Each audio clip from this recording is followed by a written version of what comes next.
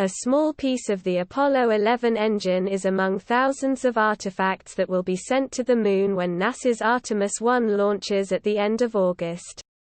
While NASA's first mission back to the Moon will be unmanned, there will be sentimental cargo from 1968's Apollo 11 mission on board, including a bolt, nut and washer from one of their ship's engines, as well as a small moon rock that was collected by astronauts Neil Armstrong and Buzz Aldrin.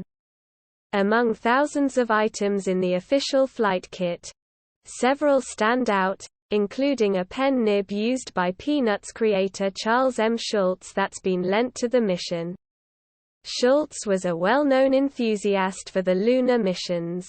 In the 1960s, Schulz drew several comic strips featuring Snoopy on the Moon, and now 245 silver Snoopy pins will make the journey for real.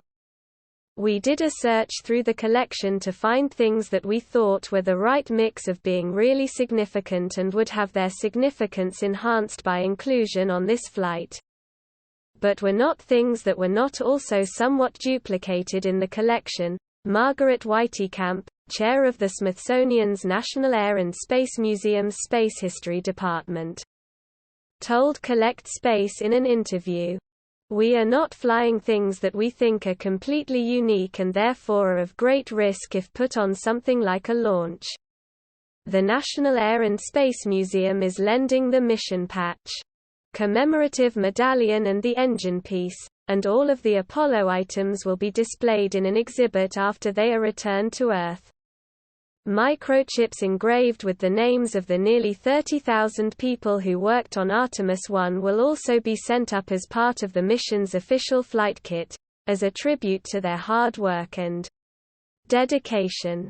Other mementos include space-themed bright yellow Lego minifigurines, a 3D printed replica of the Greek goddess Artemis, several USB drives featuring videos, drawings and essays from teachers and students around the world, and hundreds of American and state flags, as well as flags of some of NASA's international collaborators.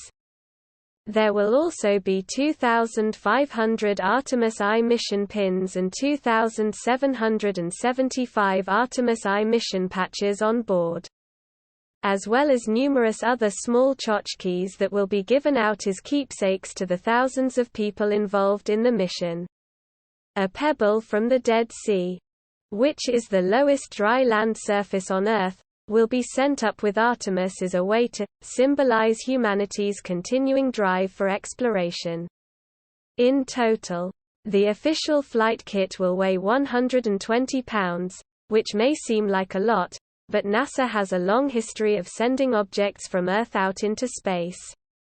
For instance, the moon rock that will be on board Artemis I had previously been sent on the final Space Shuttle flight in 2011.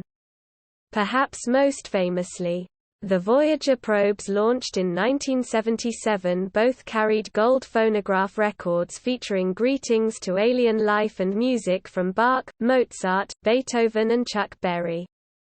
In July, NASA announced it was aiming to launch Artemis I on its historic 3-week journey on August 29, though September 2 and 5 have been set as backup dates. A final decision likely won't be made until the week before launch. Though initially scheduled to take off in November 2020, the COVID-19 pandemic and Hurricane Ida resulted in lengthy delays, as has numerous technical issues.